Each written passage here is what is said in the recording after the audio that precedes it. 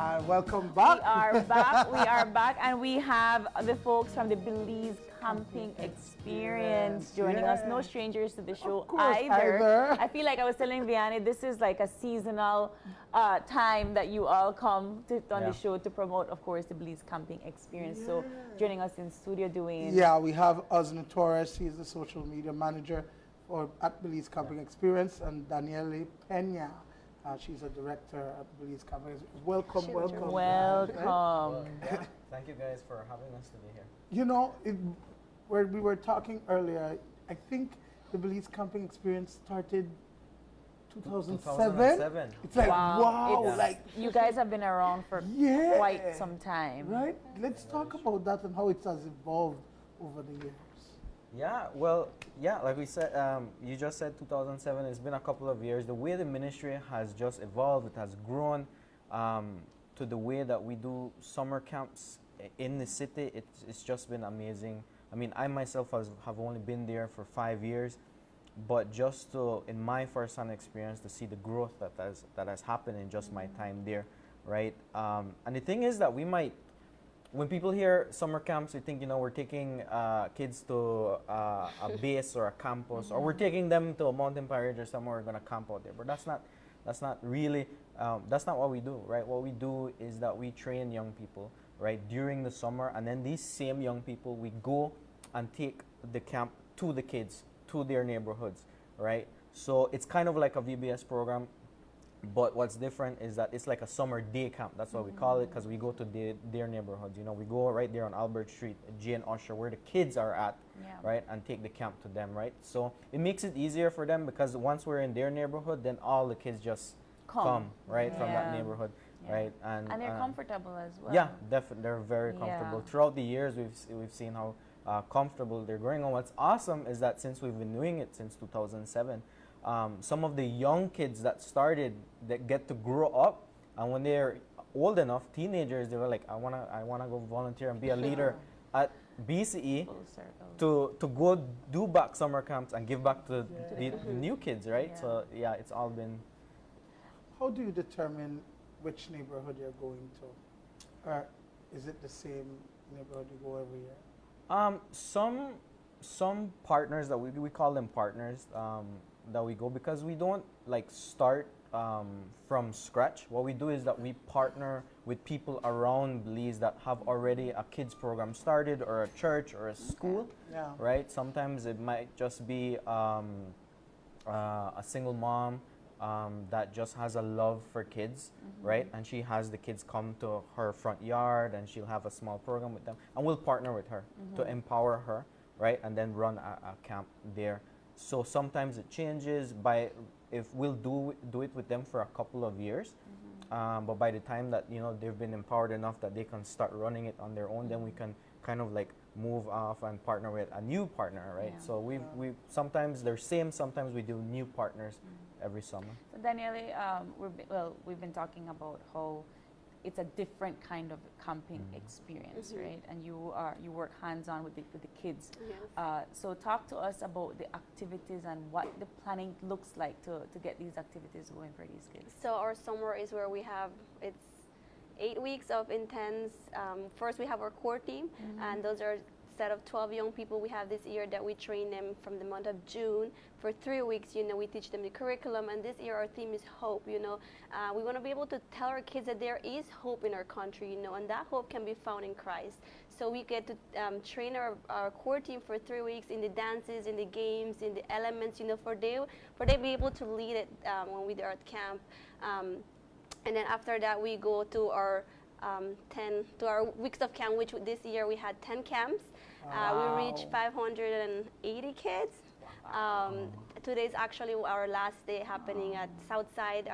Our one group is there, just ministering to the kids. But after that, when they go back home, we just don't stop, right?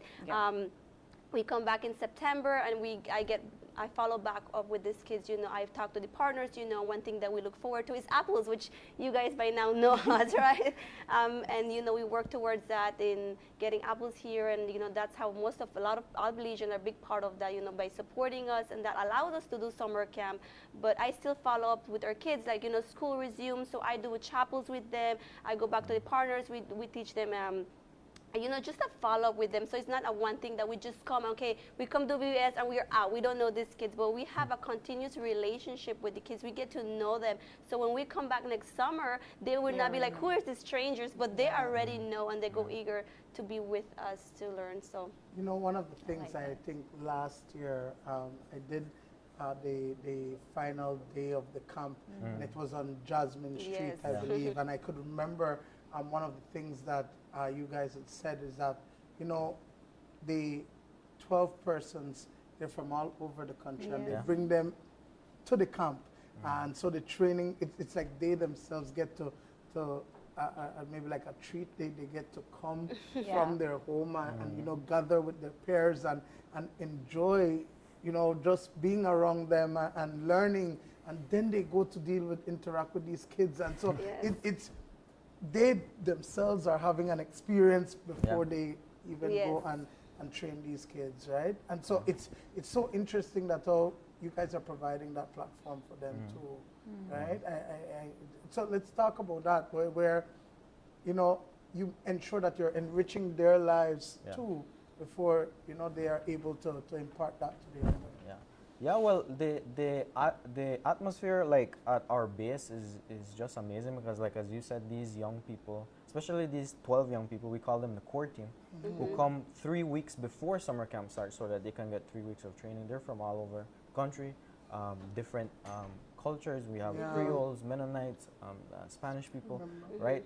And they get to have that experience of what it's like to live with them, to live together in their dorm house, to eat together, right? To just grow together, right? And all of that training that they go through is to be able to empower them, and it provides a lot of leadership skills to them, right? That they then, like, they might be shy people when they arrive, and they might have a hard time learning public speaking.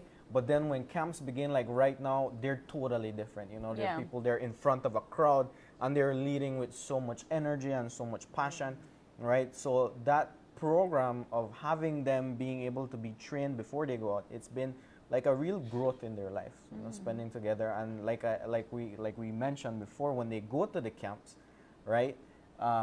It's like they have fun times, you know. We have special activities for them where they get to bond together, they get to grow together, and like it's just like they get to make new friends with people that they thought they would never be able to connect with, right? And then as they grow together, they get to take that back to the kids and just show that hope to the kids, keep loving on the kids, right?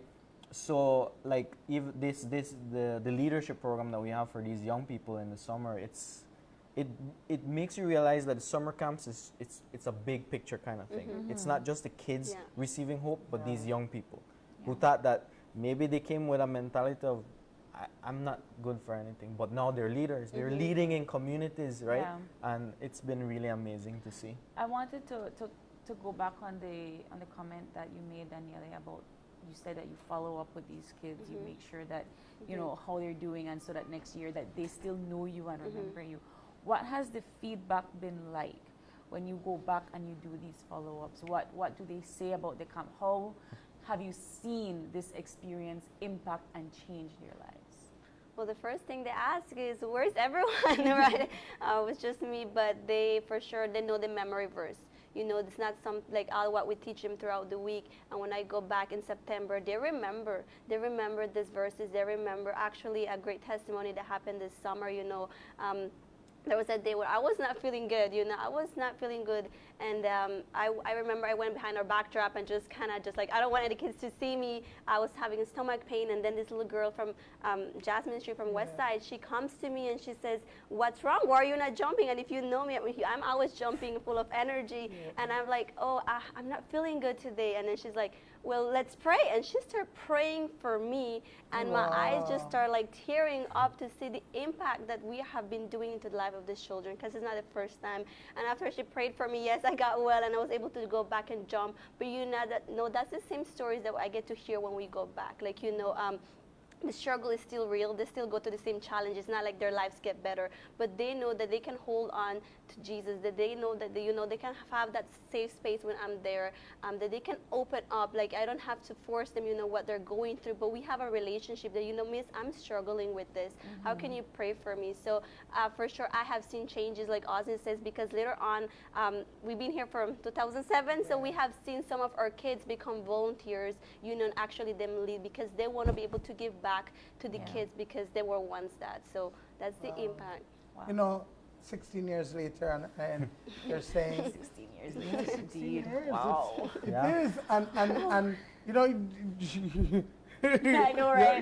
You're soon about to be an adult, and it's like you think about it, and what's coming to my mind is the amount of work that you guys have done. I remember when it started off with this, taking kids to rice fields and having them harvest, look at how it's harvest and all of that. And I think everybody links BCE to Harvest for Kids, you know, because that was where you saw, like, you know, the tangible things that were taking place. And so, and now you're saying that we're moving a step further where you're teaching them about hope. And that they're not supposed to lose sight of their dreams. And so, like, how did you guys come to now say, all right, the hope we need to teach them? Well, every year I work alongside Miss Leah. She's our director, and she's also worked with me in children. And she's the one actually develops the curriculum. You know, after every summer we evaluate. We come and we sit down. We're like, you know, we pray and ask God, what is the theme that you want us to speak in the life? Last year was make your choice. You know, making the right decisions in life. But also this year we felt like needs to be hope. Do we really believe that our country can be saved? Do you really believe, like we were asking ourselves, like, do we believe there is hope in the life of these kids? In their communities? Do we really believe, and kind of what we were talking about, even our core team or volunteers that come, do they believe that they're coming here a week, it is changing their lives?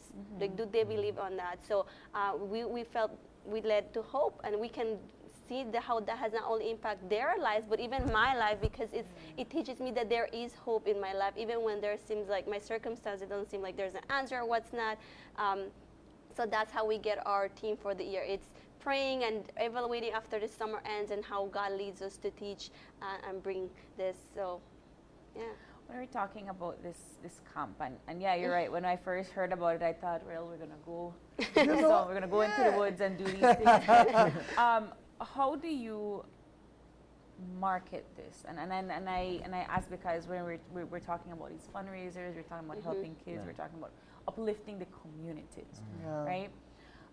The Team of Hope, what do the activities look like in order for you to bring that to light? And I ask about the activities because you want things that kids can relate to, right? And a lot of kids, it's difficult to think about hope in a particular circumstance. So what do the activities look like? How do they relate to these activities and to each other in the Belize camping experience? Yeah, well, I think we always try to do, like, these curriculums that are made, like this Hope one, you know, it's all Belizean content, right? A lot of people are used to being able to buy stuff from abroad, but it's like we want this material to be able to relate to the kids, right? So that they can connect with it, right? So almost everything that happens at the camp is related back to the Hope. I mean, even the way that we might do our backdrop and our theme and what it might look like, it's this year it's based on inflatables, right?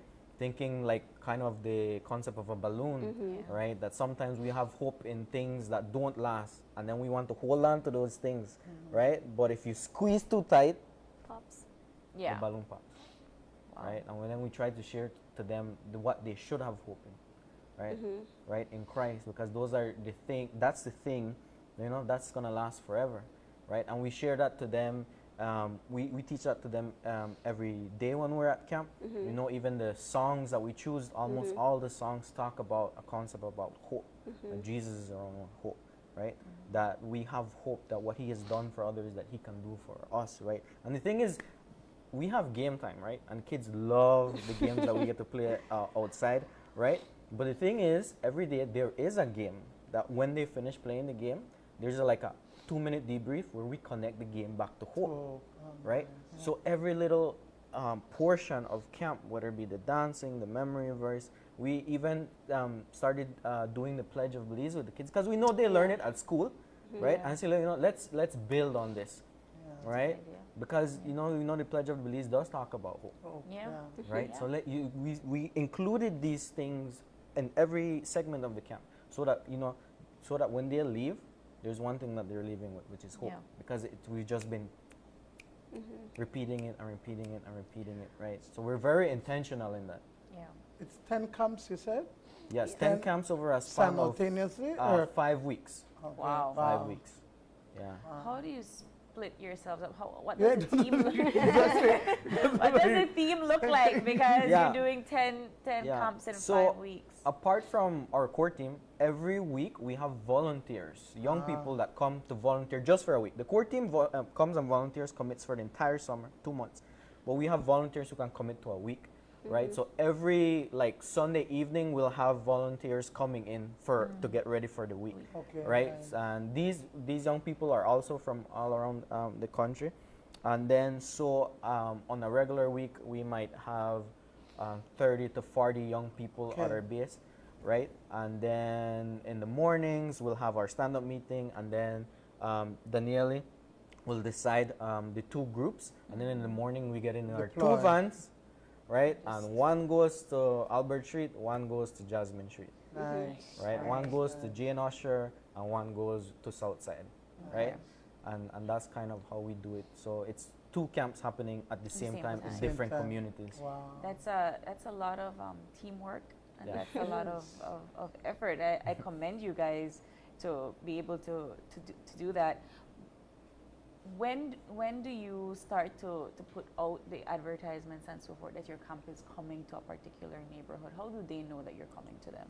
Well, like I mentioned before, since we partner with the people that are kind of running, Daniele does the follow-ups with them all year round. So even from May or before, she's meeting with them to set dates. Okay. And then as I work in the media department, something that we also do is designing stuff. So if there's needs for flyers or invitations, certain videos that we need to make it aware to that community, then we do that. We also help the partner in that way, right? Because sometimes I say, I want my kids to have invitations. I want to send out invitations, and we will help out. We'll design them, and we'll have them printed, and then they can. It helps them that way to inform everybody in the neighborhood. Where do you see not only the camps? Where do you see it going as the years go by? Like, what is it that you want? A national kind of camp that you're everywhere, like not only in Belize City? Well, I think, I don't know if you want to share a little more. I know 3 years ago we were able to do a camp outside the city, like we were all the way to San Ignacio, right? Because we do have the young people that come, they're like, I want this too, right? I want to take this back home. Why don't you guys still come to our home church? And I said, absolutely, let's do that. And COVID came and the whole thing, and then so we had to let go, and so we were just but we were starting to kind of go abroad, because we had the group. We had 3 camps running at the same time, not only 2, right? So we were able to go do the ones into San Ignacio, and our desire is to one day to expand, not just to stay in the city, because there needs hope everywhere, right? So I think that's one of our desires, to be able to go abroad, and that's kind of having our core team, having our volunteers, that they will be our link person, that you want this in your church, then you will be our go person. You help us gather the kids because you're from that community. They know you. I don't know the kids, right? But they do. So that's kind of how we work together. Wow. I'm always happy when you all come to studio, because it gives this sense that there are so many people working to uplift the communities. You said that you get your same persons to come back and volunteer. If you can tell me an experience or an example of how they have shaped other kids to join the camper, how they have interacted with the kids, knowing that they used to be one of them as well. Yeah, I mean, we've had, like mainly, I can recall a camp on Albert Street. It's called Water Walkers, where we've had, I can remember a particular youth that he was a camper.